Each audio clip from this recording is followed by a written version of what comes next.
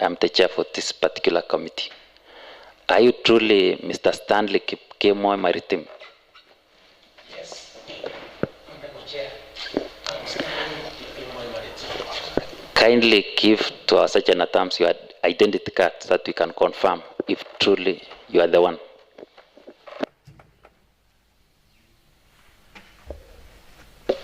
Thank you.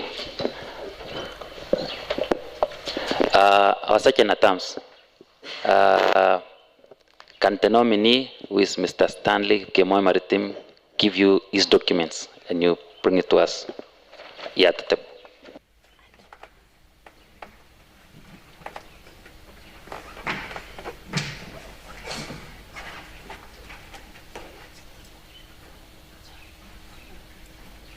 Thank you, Sergeant at Arms.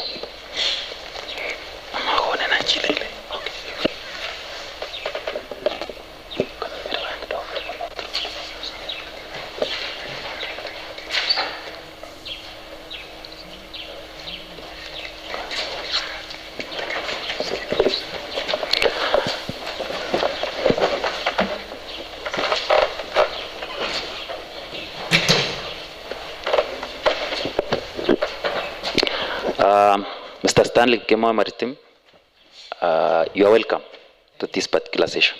And before we proceed, I want to instruct our clerk, Mr. Ken, to make sure that you take an oath. Thank you. Proceed, Mr. Ken.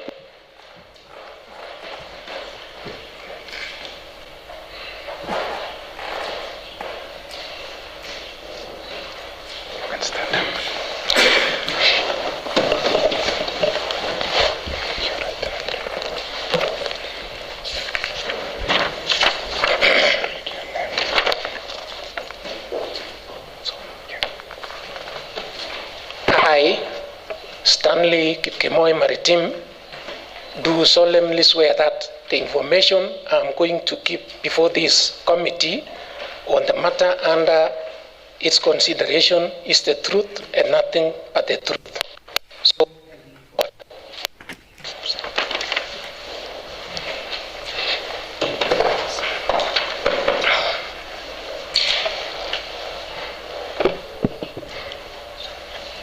thank you, nominee and clerk.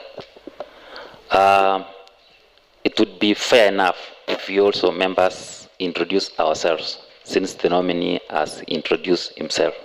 And we'll begin with Honorable Kipchirchir.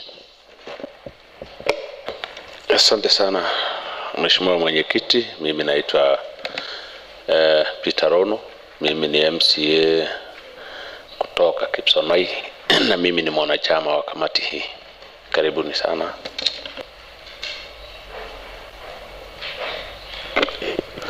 Thank you, Chair. I am Evelyn Sang, a member of this committee. Thank you.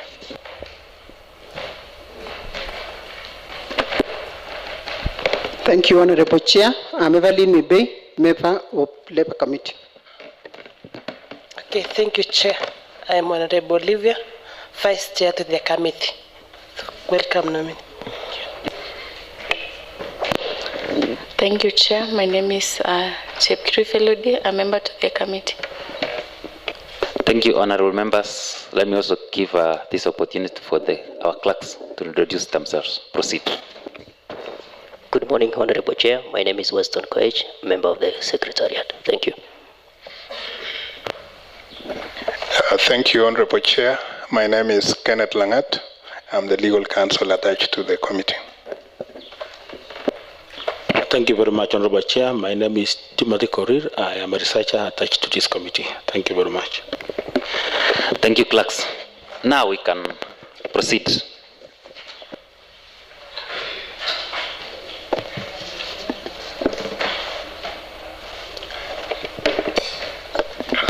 We also have some of our staff who ensures that these particular sessions continue smoothly. Let me also give them to introduce themselves. Proceed, Mr. Terer. Okay, thank you. My name is Gideon Terer, Director, Committee Services. Thank you, Chair. I'm Edwin McChain, in charge of communications. The rest with us are the answer team. Thank you. Now we can proceed. Mr. Stanley Kipkemoi Maritim, briefly tell this committee about yourself. Who is Stanley Maritim? In terms of your background, career journey, and personal values. And maybe later you also add about your net worth, briefly. Thank you. Proceed. Thank you, Honorable Chair and members. I'm Stanley Kipkemoi Maritim. I'm a resident of Bomet County, Chipalungu Sub-County, Shongre Ward, a village known as Jemaitang. My academic background, I went to Ngenenet Primary School, 1974 through to 1982. I went to Kipsuter Secondary School, 1983 through to 1986. I went to Kabianga High School, 1987 through to 1988. Then I went to University of Nairobi, 1989 to 1992, where I graduated with a Bachelor of Commerce degree, Business Administration option. I'm a family man, married, with children, and a farmer. Thank you. Thank you, Mr. Stanley Maritim. Could you also tell us about your net worth, briefly? Net worth estimation. My net worth estimate is around 15.5 million, which comprises of mainly parcel of land. And then I've got some movable assets. I have a tractor, I have a vehicle. My wife also has a vehicle. I have a dairy unit, which is mainly source of our income. I do dairy farming. And that is about all when we estimate. Thank you, nominee. Honorable Chair. Yes, sir. Allow me to ask for clarity. Proceed, Honorable Member. Mr. Maritim. Yes, Your Honor. We habitually, state officers, including every other person, were told to file a declaration of wealth a few months ago. Did you do it? To declare? Declaration of wealth. No, I have not done. Okay, because yes.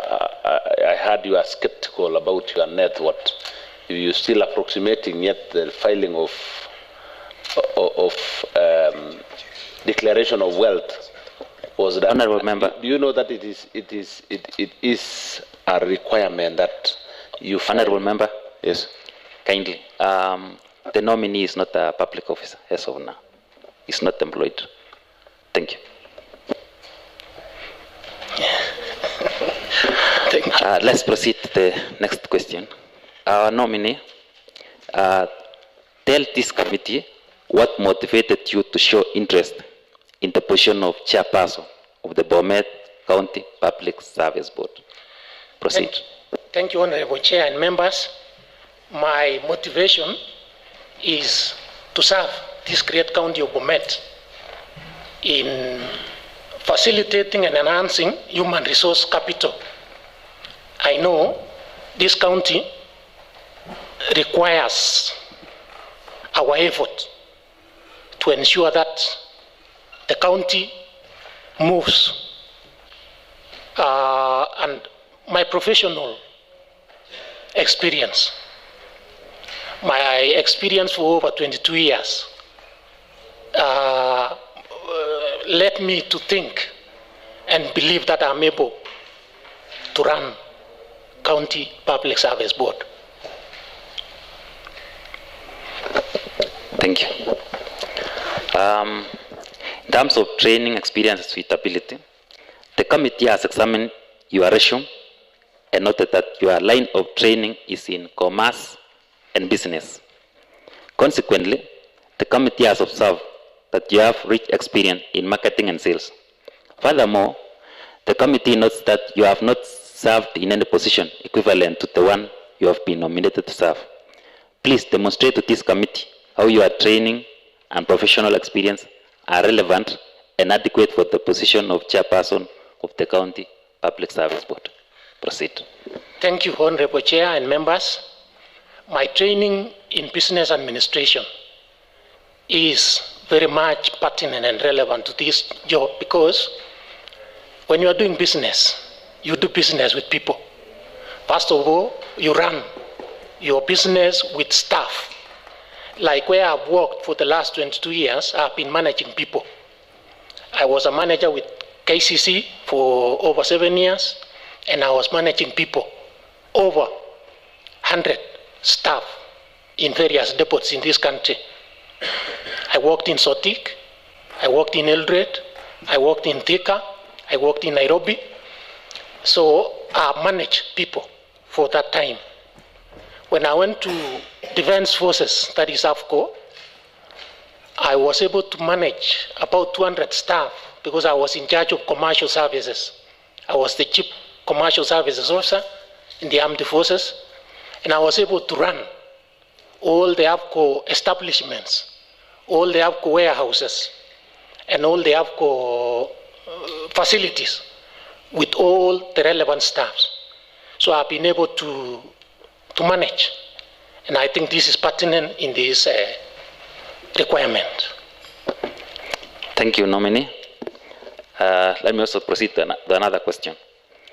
As you are aware, the first chairperson of the Bomet County Public Service Board was a distinguished ambassador with a rich career in public service.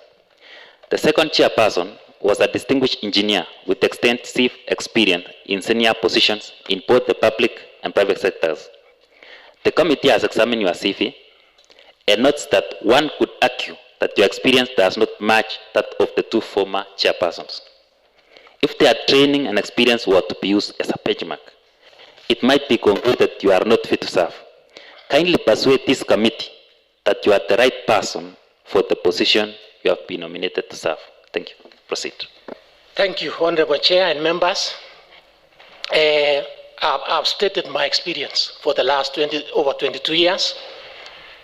The law also does not really describe the particular professionalism that is required to be a chair. I'm a professional marketer, I'm a professional business administrator.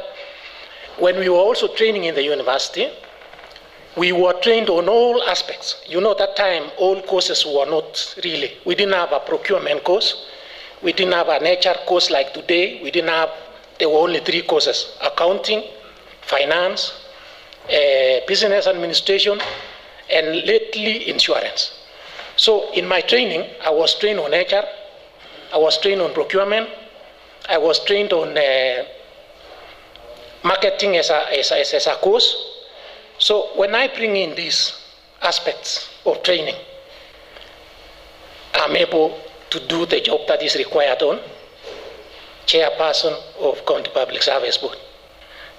As I stated, an engineer can be appointed to be an MD of a company. So if you are an MD of a company, it is not only engineering that is required. You also require technical expertise. We require your experience. We require your ability to run institutions, your ability to mobilize people to achieve certain objectives. So in all these aspects, I've been able to work with people, to run institutions, to run even civil, we call it civil service because military is a civil service, and I was able to succeed in running those institutions. So we may not compare ourselves, because we didn't do all of us the same profession. But diverse professions brings success. Thank you. Thank you, nominee. What leadership experience do you have in managing teams, institutions, or complex organizational structures? Thank you, Chair and members. My leadership skills is professionalism, integrity, good governance, And these are the aspects which are normally considered in Article 10 and Article 232. Those are the tenets of management. So I consider it also very important for me so that as we run this organization or this institution, we are able to achieve our objectives. Thank you, nominee. How have you handled ethical dilemmas or conflicts of interest in your professional career? Proceed. Conflict of interest is an aspect in management where if you are conflicted of any activity that is going on, say recruitment or even tendering or any aspect that can conflict your interest, what you do is to step aside, delegate the duty that you are doing, step aside, allow due process of the activity to continue so that you don't influence any outcome. So even when we are tendering, I've been a member of a board in institutions. When you are tendering and your member or somebody close to you is tendering, step aside, allow due process to continue, then come in later, as long as the due process is followed. Thank you. Let me also give chance to other honorable members, because we want to be fair enough, since I have also taken my part. And I want to give this chance to our Vice Chair, Honorable Olivia. Thank you. Okay, thank you, Chair. My question to nominee Mr. Maritim is that the committee noted that you are currently serving as an audit committee member at the County Assembly of Bomet. If this committee were to review the minutes and resolution of the audit committee, could it find any significant contribution you have made in furtherance of finance oversight and accountability? What notable contribution have you made since you are appointed on 23rd September 2023? Thank you, Honorable Vice Chair. Indeed, I'm a member of the Audit Committee from 23rd of September 2023, and my contributions are very clear, not only mine, because when we sit as a committee, we sit as a team, we discuss issues openly. So I've contributed in terms of audit reviews. We review audit reports every quarter of the year. We review financial statements every quarter. We review procurement processes. We review even HR issues. So we've been doing reports on reviews. We also review external audit reports from the OAG, Office of the Auditor General. We review their report. And then we insist on responses from the management on timely basis for final reporting. And as we do that, we ensure that timelines are met. So if you look at the last 2 or so years, our assembly, and I'm very happy about it, we've been given unqualified reports, which means our reports are done at the right time with good content and sufficient to the questions from the Auditor General. Thank you. Okay, Chair. Another question is, the committee further observed that you have served the county in 2 different portfolios as a senior director, agribusiness, and county director of marketing. It's true. Are there any visible or tangible achievements from your tenure in these 2 portfolios that can still be seen or measured today? Thank you, Madam Vice Chair, Honorable. I served in the county government of Bomet between 2015 and 2018 early February. And my entry point was County Director of Marketing, 2015. And when I joined the department, we started with policy, we started with market access, we started with segmenting farmers to get to know which farmers are doing what. Then we did also value chain development. Value chain in terms of if we are dealing with dairy, if we are dealing with crops, we did that. Then when I was promoted to be a senior director, I was then in charge of almost the entire department. So if you can remember the projects which we did, the milk coolers, I was in when we were doing the milk coolers, when we were doing the sweet potato bread here, I was in.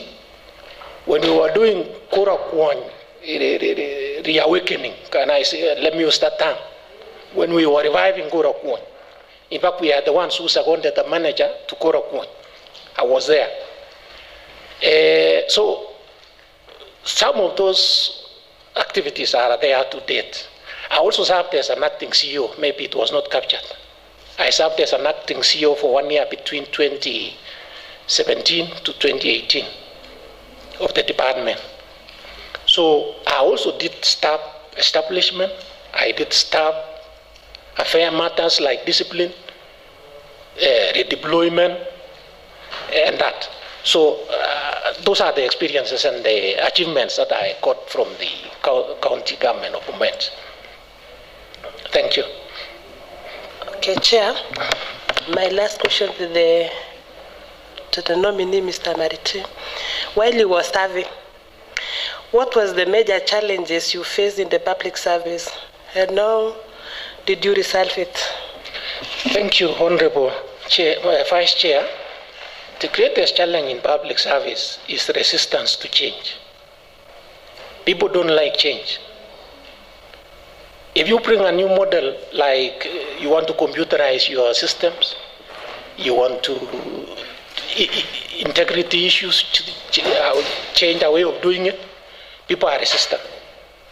But what we do is do stakeholder engagement, training, follow the law framework. What does the law say? Yeah? And at the end of the day, you move somewhere. So the most challenging issue is change. Change. But the world is dynamic. The world is changing, so we must change. Thank you. Thank you, Honorable Vivia, and also thank you to the nominee. We'll proceed to the next honorable member, who is Honorable Kipchirchir. Proceed, Honorable Member. Thank you. Mr. Chair, I was already raising up my hand because I want to start where he finishes. There is a very, very good statement. He said that we will follow the law. And I like that because let me ask you, initially I knew very little about you. I had scanty information about who Mr. Maritim is. Now that you have candidly told us who you are, what law establishes the county public service? Because you said you will follow the law. Are you aware that there is a law that establishes it? What established? The county public service. Yes. Which law is that? There is the County Government Act 2012. Yeah. And Constitution. No, the Constitution does not gives Parliament the authority to make a law that will establish the county public service. You are right in the first place. Now, Section 55 of the County Government Act. Yes. That is where you find the county public service. And Section 56 tells you about the County Public Service Board. Now that you said you declared interest in the position, I know you must have done enough research. Should you be given the position, you now should know what awaits you in future. Now, when you look at Section 55, 56, and specifically 58 of the County Government Act, yes, that is where it says how the County Public Service Board looks like. Briefly tell us what is its composition. Thank you, Honorable Member. Composition of the County Public Service Board is chairperson, not chairman, but say chairperson. Yeah. 3 members, up to minimum of 3, maximum of 5 members. Yeah. and a CEO or a secretary who must be at least certified person. Okay. Yes. And there are no other staff? Yeah. Are there no other staff? Is the board complete with the CEO and members only? We have the secretariat. Yeah. Yes. Why are you not mentioning them? No. Mm-hmm. My interest was there because we've had experiences with other boards. Yes. Their consideration normally comes to the CEO and the members. Do you want to disown these other ones? The No, those are the technical people. Oh, very good. In fact, secretariat is a technical people. Those are the people who will put you on perspective on whatever you do on a daily basis. I've studied your profile. Yes. Unless you have integrity issues, the credentials meet the minimum requirements required. Now, assuming that this committee will recommend to the County Assembly for approval yes. of your nomination by His Excellency the Governor. Yes. Now, what are the functions and powers that the board have? Functions and of powers. course the powers of the board. You can start with the functions. Okay. Functions is to establish and abolish offices where necessary, to appoint staff to run in those offices, to promote them, to develop them, and to discipline. Okay. We also do what we call HR advisory to the executive. Yeah. We do the planning and strategy for their emoluments, that is their finances. Yeah. And I think that is about all. Okay, you're leaving out the most important one. And I'll remind you, because I don't know what this committee will do. Section 59, yes. subsection 1, D. That is where we normally part ways with former boards. Yes. Prepare regular reports for submission to the County Assembly. Every year. Regular. Regular cannot necessarily mean annual reports. Okay. Regular can be monthly. Monthly? Yeah. Okay. If you did not know, then you need to go and read it. Should this committee approve your appointment, then I want you to go and take a week in studying this section. Okay. Yeah, because this County Assembly also has got powers like the board. Yes. Ours includes sending the whole board away should they fail to do what the needful. Yes. And because we are still looking at that,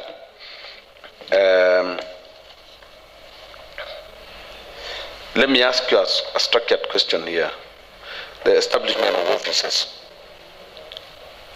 If you look at Section 60 of the County Government Act, you will find that one. Please tell us the criteria and procedure of establishment of a public office. Because I know you must have done your own research. Thank you, Honorable Member. You establish an office when there is a need, a service need, an urgent service need. You also establish an office where there is a structure, maybe the organograph or the structure change, where it requires certain office to be. And then when, I think that is the major ones, but in consideration, you must look at the finances, what it entails, the budget for that office. How will you run the office? Okay. Yes. There is this one. The same act says that, if you look at 62(1). 62. Yeah, it provides that the board, on its own motion, yes, may establish any office in the county public service. Under which circumstances, in your view, can the board establish an office on its own motion. It doesn't have to originate always from the office of the county public service or the county secretary. On the motion of the board, yes. Under which circumstances can it choose to establish an office? One is, it is still the same aspect whereby there is an urgent service delivery required, which is not catered for in the current establishment. So you look at a certain service that is urgently required, you can. Very good. Now, you said you live in Bomet, isn't it? Yes. Now, under what circumstances, again, can the board choose to abolish an office? And do you foresee a scenario like that should you be given the opportunity? It may happen, but not regularly. But it is due to redundancy, in the office, change of structure also, which may not require certain office. There is redeployment. People have been redeployed to other sectors of the assembly or the county. So those are the factors that can make you close office. You said you served in the county government between 2017 and somewhere, isn't it? Yes, and 2018. Are we aware that the office of the Ward Business Development Officer existed? The business development officers? Yes. Do you think they are still useful now? Very useful. Okay. Very useful. I agree. The County Public Service Board and the County Executive, what is your understanding about their relationship on matters of human resource management?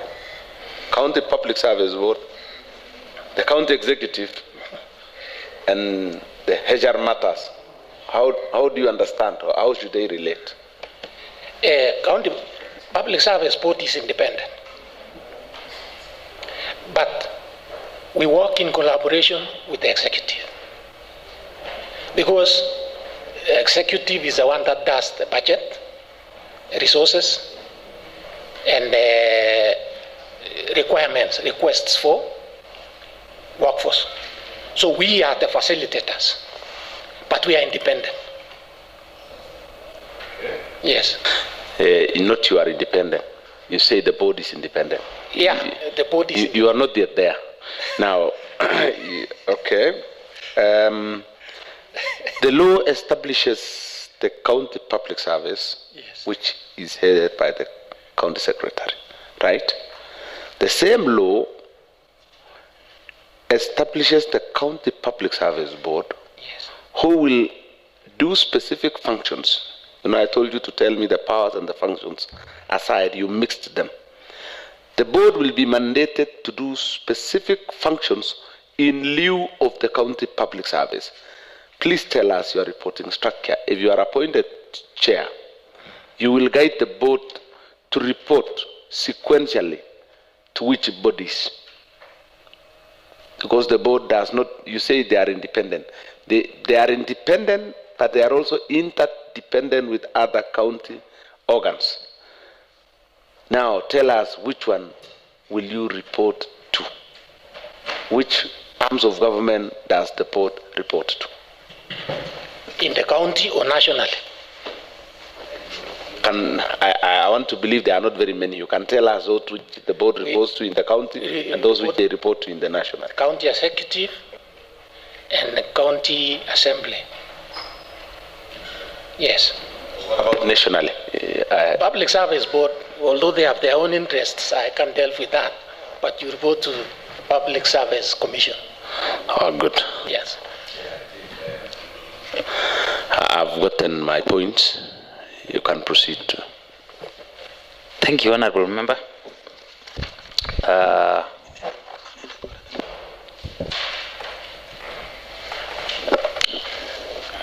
You haven't yet. Can you still proceed? Let me ask another very good question about, you know, it's interesting when the Honorable nominee says the board can choose to report to Public Service Commission. I don't know under which circumstances, but I'll also do research to know when and why do you report to the PSC? When there is an appeal. All right. When there is an Now, let me ask you a very, very simple question. On matters budgeting. Yes, budgeting. We have 3 elements to budget for. We budget for PE, that is staff salaries and emoluments. We also budget for operations and maintenance, and of course development. The Act outlines that the county should not spend more than 35% on salaries. Habitually, the county government of Bomet spends way more than that. And, it's a part of the responsibility of the board, as enshrined in Section 59 of the County Government Act again, to advise the county government on human resource matters and development. And of course, to facilitate development of coherent, integrated human resource planning and budgeting for PE. The element here is PE, because you deal. Now, supposing your nomination is approved, and you are made the chair of the board, and you intend to recruit 1,000 employees whose wages would further violate the fiscal responsibility principles under the PFMF, what will be your advice to the county government on matters recruitment? I think that request or that recruitment is, we hold it, the recruitment, then you work on the total impact on PE. If it requires scaling it down, you can scale down. But if it affects the PE to be more than 35%, you hold the recruitment. Very good. How would you now balance the need for service delivery and fiscal sustainability? You do reorganization. You see, there is what we call skill audit. There are many aspects of human resource improvement. Skill audit, HR audit, where you know, are there ghost workers? Are there people whose qualifications are not being used? So we need to do skill audit. You need also to train, build performance of the individuals, those who are already there, because there is not only employing. What is the productivity of the people you have at hand? What are you getting? Value. Are you getting value for money for the people you already have? So we need to do skill audit. We need to do HR audit. And all those aspects of performance improvement. How do we improve? Because sometimes the cake is so small, and at least somebody should take it. So we should be careful of how we use the current available resources. Good. I've now known your position on service delivery and fiscal sustainability. But please be made aware that there are pending court rulings that needs action. And in this case, we have ECDs without teachers. So the element of balancing, now that you've said you have to ensure that there is strict adherence to the fiscal sustainability and dictates of the Act, that will be the element that the board has to deal with. Should you be appointed, then you need to sit down with the stakeholders to agree on that. Otherwise, I want to wish you well as you proceed.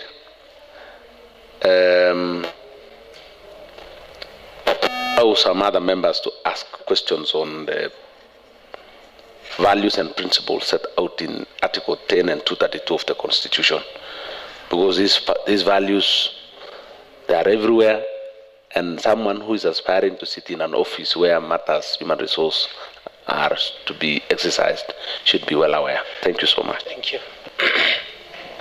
Thank you, Honorable Member. And the nominee.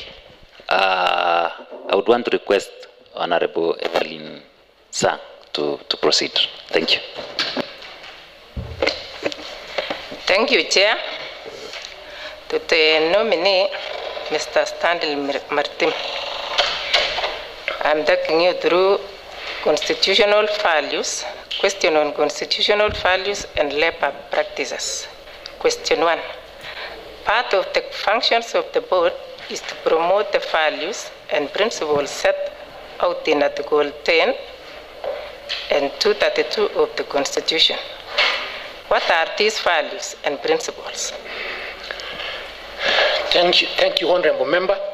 The values of Article 10 and 232 is integrity, professionalism, accountability, service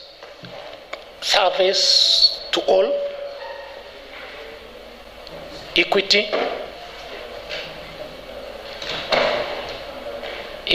and inclusion of all genders.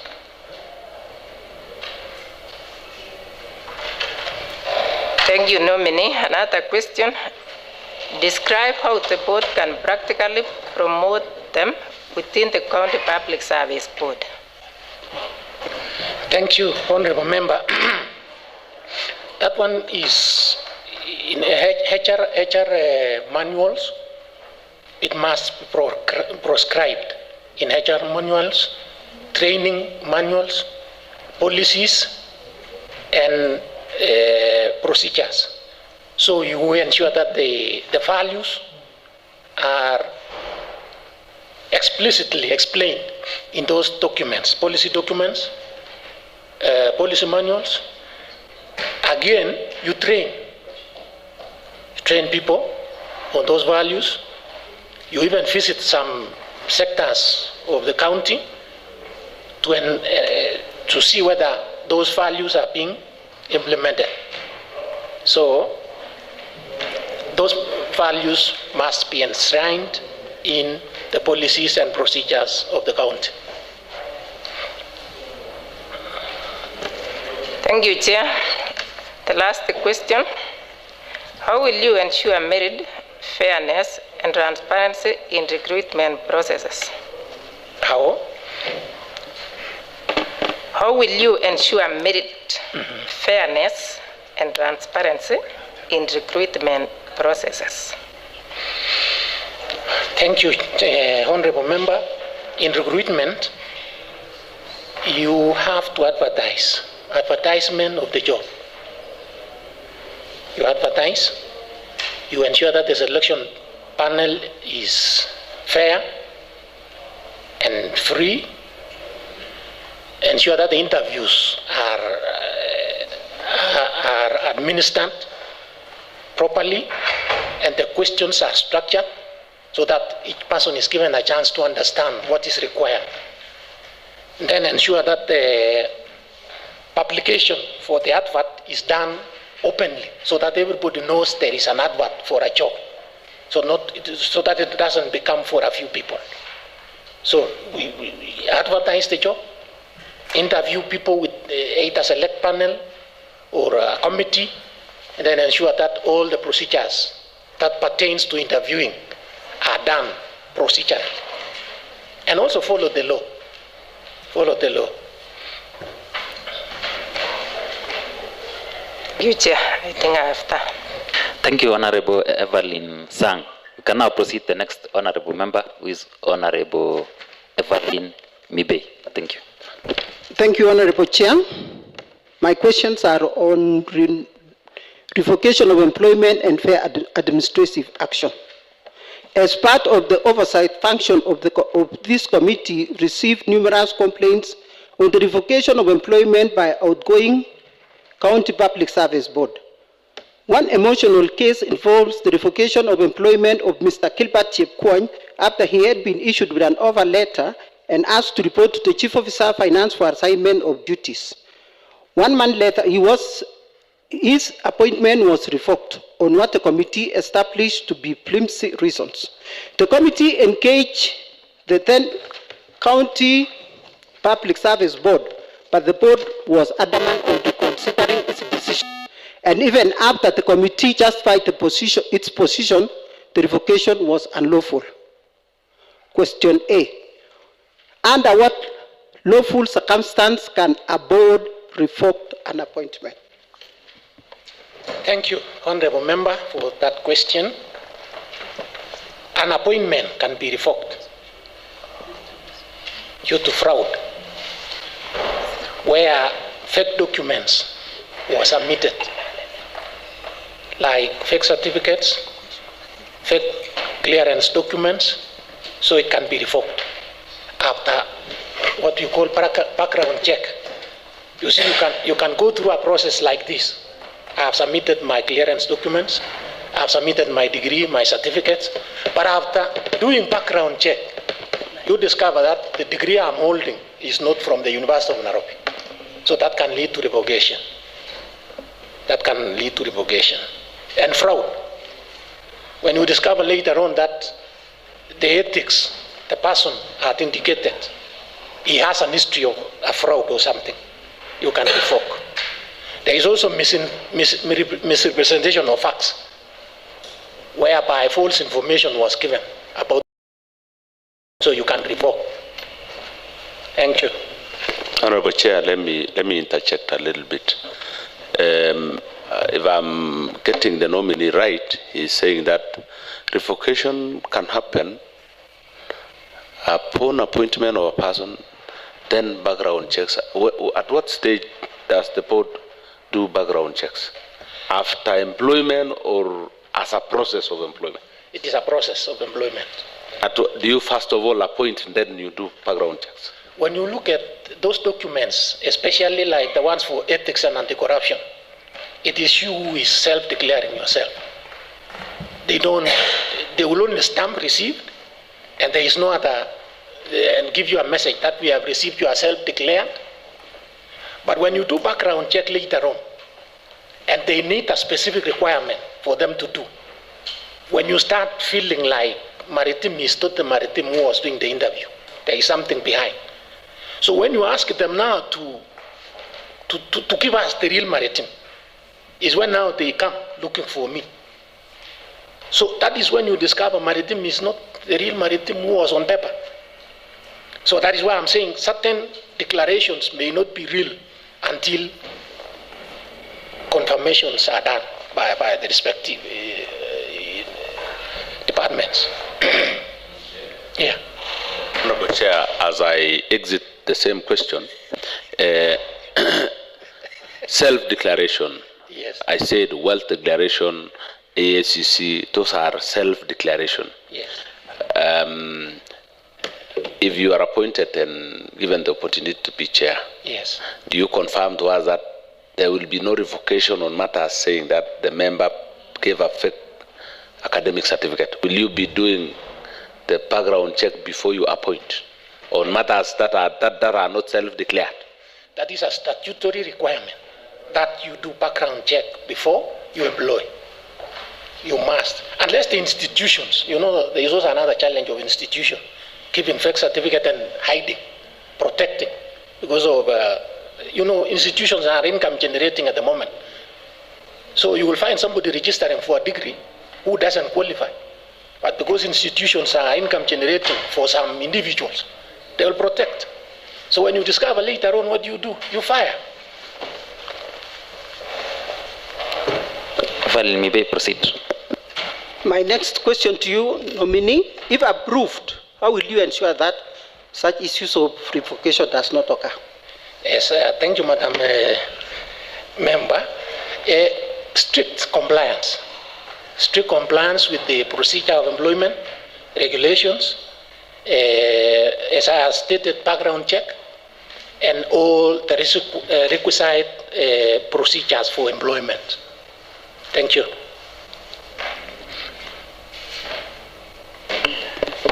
How are you willing to review past disputes cases to ensure compliance with the law? How are you willing to review past disputed cases to ensure compliance with the law? Past cases, an office is a going concern. When you go to an office, it is not the end and the beginning. It is a going concern. So any issues that require review, you review, but review under the law, what the law says. You cannot review maybe your own perspective, but you review under what the law states. And then you see the circumstantial evidence against the issue. What are the evidence surrounding this matter? What we call circumstantial evidence. So you review, but also take cognizance of what was passed before. Why was this case withheld up to this level? So there are factors. You don't jump into a ship and start sinking with the ship. Get to understand circumstances surrounding the issue. Thank you. Honorable Chair, my next question is on acting appointments and compliance with HR regulation. The committee has observed that in many instances within the County Public Service Board, officers are appointed in acting capacity and continue serving beyond the legally and policy prescribed period without substantive appointment. What is your understanding of the legal and policy framework governing acting appointments in the Public Service Board? Thank you.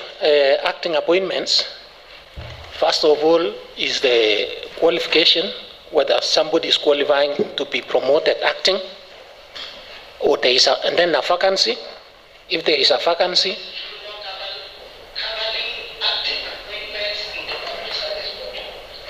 whether there is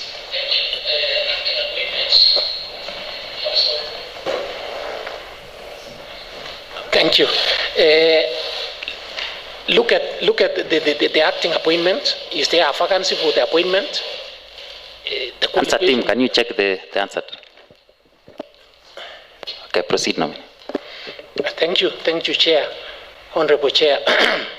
So you look at the need for acting, and then look at what the policy says, the HR policy. Does it allow for that acting position? And then the acting person should be appointed in writing, and then a period of 6 months is the authorized acting period.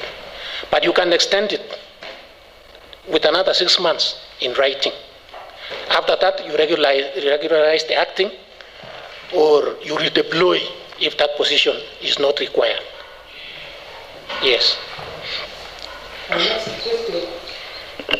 My next question is, what is the maximum period an officer should serve in acting capacity, and what are the risks of following officers to act beyond lawful and approved I've stated 6 months. duration?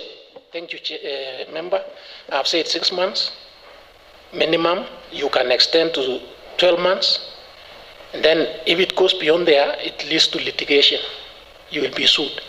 So after 12 months, you ensure that you regularize the acting capacity, either by redeploying, confirming, and ensuring that it is done.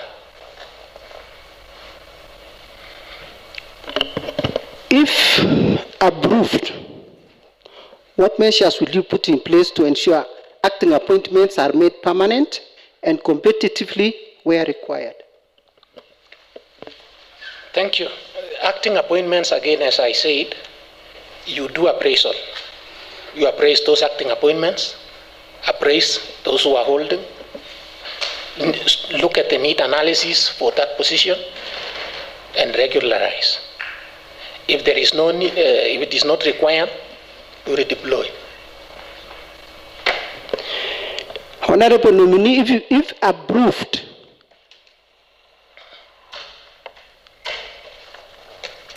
how do you make sure acting positions don't become permanent through administrative inaction?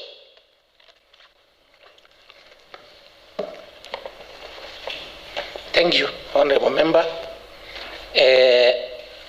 Acting appointments, as I said, is a cost. It will cost the institution some money through litigation and court processes. So ensure that the procedures are done immediately. After you appoint somebody on acting capacity, if there is need for performance appraisal, you appraise and confirm where necessary. If not, take another remedial step. My next question is, how do you ensure that timelines for substantive recruitments are adhered to?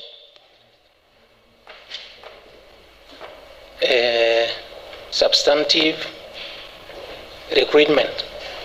Timelines for substantive recruitments are adhered.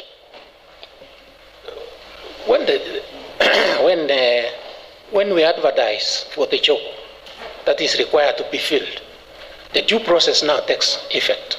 The days that are required for selection, interviewing, and appointment.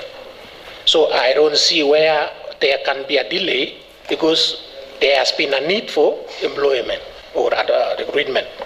So then the process is advertise, select, interview, and place or position. It's not something which requires a lot of effort. The only challenge could be financial resources, funding for the process that can delay the process. But as long as facilitation for the process is there, there is no point why we should take long to recruit. My next question is, how will you make sure officers are not exploited or exposed to legal uncertainty through prolonged acting roles? The process still remains the same, Honorable Member, whereby evaluate the positions that are on acting capacity, where need be, regularize those positions, if not required, redeploy, and rationalize, do staff rationalization.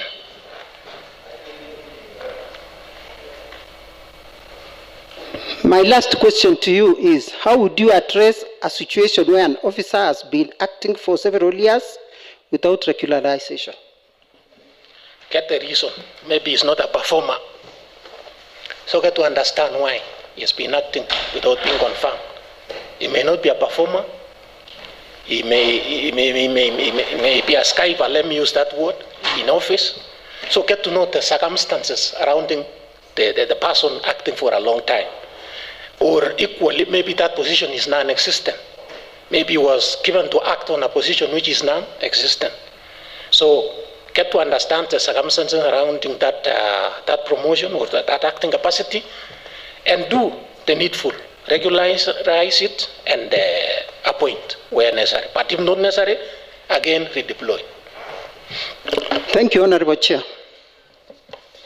Thank you, Honorable Mivi and nominee. I'll still proceed. Allow me to answer something, Honorable Chair. Proceed. Mr. Maritim, yes, sir. I like the fact that you said you come from Bomet. Yes. You must be aware that Bomet is a litigant county. Is a li? Very litigant. Watu wanakimbia kotini. I get the question. Now there is this case that was ruled on the 17th of July 2025, last year. Yes. Where the High Court ruling was upheld by the Court of Appeal. The case was between the county government of Bomet, the County Public Service Board, where the county government workers union had sued for unfair dismissal of employees. I don't know how many. Some say there were 123, some say there were 500, some say there were more than 2,000. Now, the High Court gave an order to the county government of Bomet to reinstate those employees, I don't know the exact number, who were dismissed in 2023. On the dismissal, the court said that the dismissal was unlawful and the due process was not followed, as outlined in the Employment Act. The County Public Service Board is the body which was given instructions by the court to implement the ruling. Now that you are coming in, when this assembly has not been served by the outgoing board with what I told you the other time, that you have a duty in 59D to appraise the assembly on what the board is doing. Yes. So as I speak, we've not received reports on whether the same has been dealt with. Now, what is your view on this matter? And what will be the practical step you will take to ensure compliance with the court order? Because this is very touchy. Thank you, Honorable Member. That is a critical question. Court orders are binding. Court orders are binding. So if the court has ruled that the employees be reinstated, they should be reinstated. The only challenge will be the stakeholders or the departments who are holding those people. What is it? What have they? Did they replace them after were they replaced? If they were not replaced, well and good, go back to work. Because if we don't reinstate those people, there is a big challenge because of the court. A lot of litigation, a lot of money spending on litigation. So we obey court orders. Yeah. Thank you, Honorable Chirchir and the nominee. Let me also thank those people who are watching us, because we are live on Facebook. And I want to recognize one of the Facebook members by the name Lakiluk Kirui. And he has asked a question which says, how will you ensure regional balance while recruiting staff in the county? Thank you. Thank you, Honorable Chair. I think that has been a contentious issue, but recruiting has a procedure. We don't recruit for the sake of recruiting. Recruitment has a procedure. There are qualifications, there are the experience. We have all that it takes to be employed. But we advertise the jobs across all the county. So when we do selection, is where issues now come, because certain people may not qualify for certain jobs. But as much as possible, we try to balance the entire county, because productivity of this county depends on all of us. So we'll try as much as possible to balance the counties, but there are certain professions which may not allow us to say, because you come from Jabalungu, you will get the job. No. It requires specific qualification, profession, and requirements. So we will follow. Thank you, nominee. There are some of our members who join us late, and let me give them a chance to introduce themselves. And then after that, Honorable Fellow to take over. Thank you. Thank you, Chair. May I take this opportunity to welcome our nominee. I know him. It is a founder of this county. It is one time was a staff of this county. I want to congratulate you, and I want to say I wish you well. Be a chair of Public Service Board. Thank you. My name is Korir, MCA Gibreres Ward. I'm the one who found the evolution of this county. Thank you. Thank you. Thank you, Honorable Member. He's our senior most. Thank you. Honorable Fellow to proceed. Thank you, Chair. To the nominee, in the past there have been issues raised concerning skewed promotions favoring certain departments. And if this committee approves you, how will you ensure fairness, transparency, and uniformity in promotions across all cadres? Thank you. Thank you, Honorable Member. Promotions and recruitment, as I said, they are subject of advertisement. You advertise, even if it is internally, that we have got these vacancies, you advertise. And then when you are recruiting, you ensure that the process is fully followed. Follow the process of vetting, process of suitability, process of merit and professionalism. So, and then you will get what you require. Okay. What policies or HR guidelines or documents will be able to guide to support equitable promotions? Policies. Yeah, we've got the HR policy document on staffing, which indicates even the staff establishment, the requirements, what we call the caps, what is the cap for this department. So you follow those documents, procedures manual, and other county public service board written documents, because there are instructions to that effect on what are the requirements. So you follow those documents. Secondly, on delegation of functions, Section 86 of the County Governments Act allows the board to delegate its functions. What's your understanding of delegation in this context? Delegation means you delegate responsibilities to a particular, say, a committee or a panel, but accountability still rests in the person who delegated.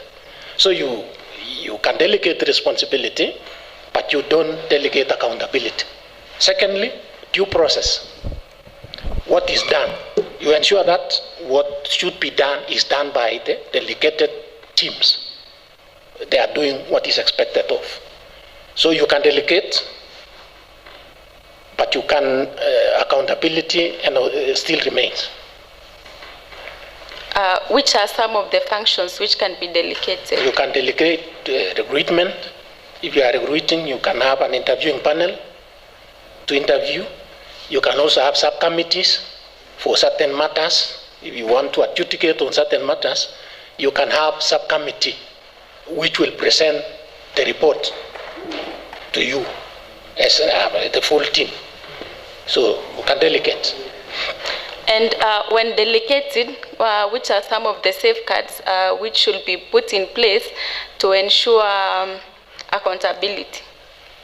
I said you ensure that the process is done. If it is recruitment, ensure that the full process of recruitment is done. Advertise for a certain period of time. If it is 1 week, 2 weeks, selection is done openly. Selection, and then interviewing is done by maybe a select panel, and the procedure required by the law. Finally, on the scenario of conflict of... Let me interject before you ask that one, honorable member. The delegation of functions. The law, when you look at the bigger law, there is a principle, it's written in Latin, it says, I want to interpret, it says, you cannot delegate that which has been delegated to you. It's called delegatas non votas delegatae.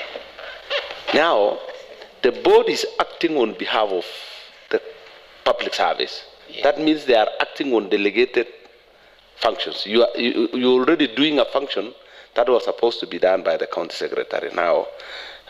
And when you look at Section 86, there is a small window that allows you to redelegate.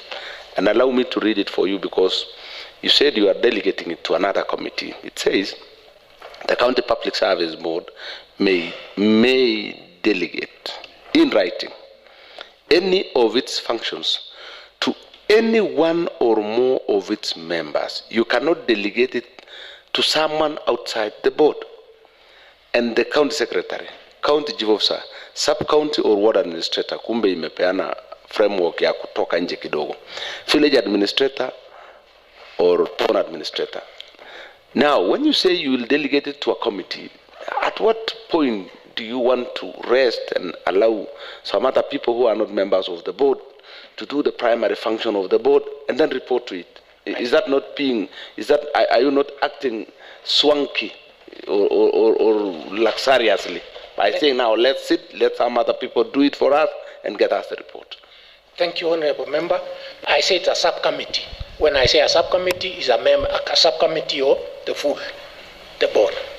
It's only, the only time you can do that is consultants, where you need professional guidelines and advice. Thank you. You've answered it. Thank you. Chair. Okay. My last question is in a scenario where the County Public Service Board has advertised several vacant positions and the recruitment process is ongoing. Suppose maybe one of your relatives, your son or daughter, who meets all the prescribed qualifications applies for one of the advertised positions. Now, as the chair of the board, how will you handle the situation in order to comply with the law and uphold integrity in the recruitment process? Thank you, Honorable Member. Conflict of interest is declared. So if my daughter or my son or even my wife applies, the rule requires that I declare it, I step aside and allow the process to continue. And I don't interfere with the entire process. I don't call any member while at home. Allow the process to continue. Thank you. Okay, while declaring your conflict of interest, which ethical principles or legal provisions will guide you? Legal? Legal provisions and ethical principles that will guide you. Article 10 and 232. Integrity, professionalism, accountability, and all. Okay, lastly, what specific steps will you take to avoid conflict of interest and undue influence or the perception of favoritism? As I stated, we declared any conflict. If there is any conflict, declare and step aside. Yes. Okay, thank you, Chair, and all the best to the nominee. Honorable Chair, before you allow the process to continue, allow me to reflect back on where Mr. Maritim started. You asked him to tell us his net worth, isn't it? And I had him in a clause. You know, we come from Bomet where GBV is so high, gender-based violence is so high. You said you have parcels of land, you have a car, and your wife also have a car. Yes. Now, are you aware of the Married Women Property Act? I've not gone through it as much. But because that is a bit sensitive when you're stating your properties. Do you really need to add those that belongs to your wife? Because I'm worried, because you know you'll be in charge of appointments, and if women belong to men, including their properties, then I think there's a problem. From our Christian perspective, two are joined to be one. So we share property. What I have, she has. In fact, I should have declared my wife as a property also here. Thank you, nominee.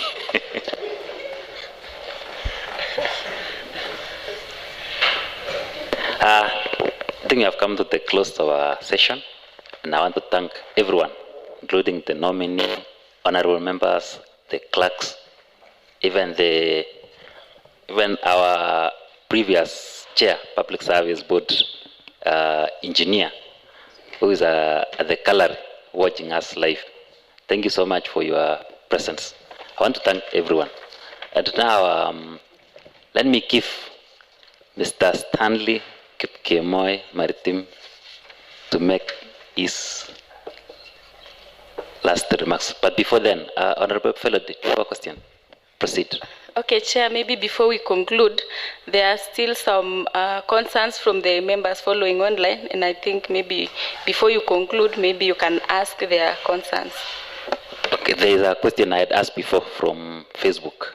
There is still two others. Two others, okay. Yes. Let me give our clerks 2 minutes to check. Thank you. Thank you. Thank you.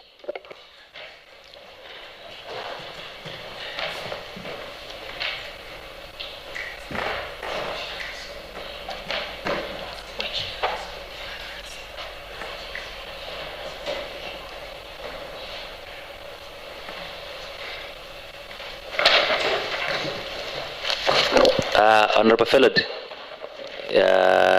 let me give you the chance. Then you can just ask a particular question in Facebook. Thank you. Okay, thank you, Chair. On behalf of Leonard Ngetich from Meringi, is asking the nominee the difference between contract and fixed contract. That's how he has asked it. Contract and fixed contract. It's something new. Maybe we need to revisit our dictionary. Okay, another question is from Kipkober Koech. Is asking, what would you do if the best candidate demands a higher salary than the organization can offer? Thank you, member. When each institution has what you call salary scales. So if you are interviewed and the interviewee asks for a salary which is higher than the stated required amount, you re-interview, you renegotiate with the person. You renegotiate, tell him or her these are the standard or the maximum payments. If he's willing to take, fine. If not, go for another second selection. Okay, thank you. I want to believe the owner of the question is watching and maybe is satisfied. Thank you, Chair. The first question was fixed. Fixed what? Fixed? Was the difference between contract and a fixed contract? I think to the best of my knowledge, there is no fixed contract. It is a term contract. You stay for 6 months, you stay for 12 months, so it is a term contract. There is no fixed contract. I don't know whether legally, in legal terms, we have a fixed contract. No, it is only a term contract. Okay, thank you. Thank you, Chair. Thank you, Honorable Felod. Let me now give chance to our nominee to make his last remarks. Thank you. Thank you, Honorable Chair and members of this committee. I want to take this opportunity to thank all of you for according me this opportunity to be vetted. I have enjoyed the vetting, although the questions have been very tough, but all the same, I have enjoyed the interview. I thank you. I have tried, and I believe something good will happen. So I don't have much to say. The vetting has been professional. Questions are pertinent to the job, to the chairmanship, and I'm very happy. There are questions which have made me to go back and revisit some of the legal issues, especially which were asked by Honorable Chirchiri. I will revisit. Those are issues which are very critical, and all other members. So I will take today's vetting wholeheartedly in my heart, and I will work towards doing what it takes. Thank you, and I thank you once more. Our nominee, Mr. Stanley, can you confirm if truly you have received your original documents? I have received the ID, and I believe all the documents are here.